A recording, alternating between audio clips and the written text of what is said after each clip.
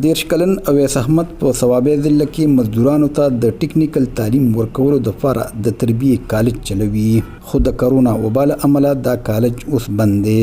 اویس احمد وايي په کالج کې هغه مزدورانو ته د ودانې، لرګي، اوسپنې او بجلی کار ښایي، کوم چې په اسانه په منځني ختیځ او خلیجي هیوادونو کې روزګار لټولی شي. خو په نړیواله کچه د کرونا وبا وروسته په منځني ختیځ او خلیجي هیوادونو کې هم روزګارونه اغیزمن شوي دي او د هغې اثر د هغوی په روزګار هم پریوتی دی.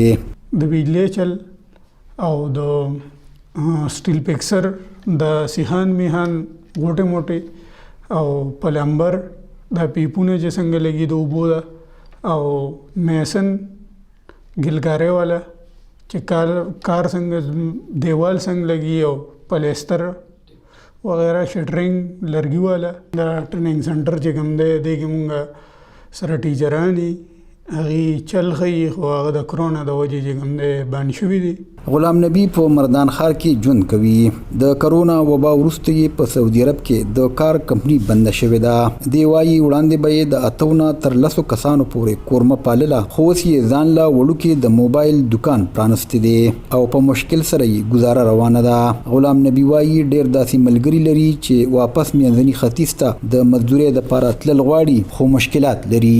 چې کم ټایم کې دا فلایټونه کولو شو، د کرونا ټیسټونو نه بعد دی وي چې یاره فلایټونه کولو دي، نو بعضې خلک داسې چې په ځان باندې کردونه اړولي دي او به ای که رازداري شوي په دې وطن کې پراته دي، اوس هم هغوی دا انتظار کوي چې موږ ته به یو لار میلو شي او موږ به بهر لاړ شو، خو هلند کې هغوی تر اوسه پورې دلته کې دي ویزې هر څه ایکسپایر دي، مکمل مشکلات دي ورته ډېر زیات. د کرونا وبا په وجه که په نړیواله کچه د خلکو روزګارونه اغیزمن شوي دي، هلته په منځني ختیځ کې په سلګونو پاکستانیان هم بېروزګاره شوي.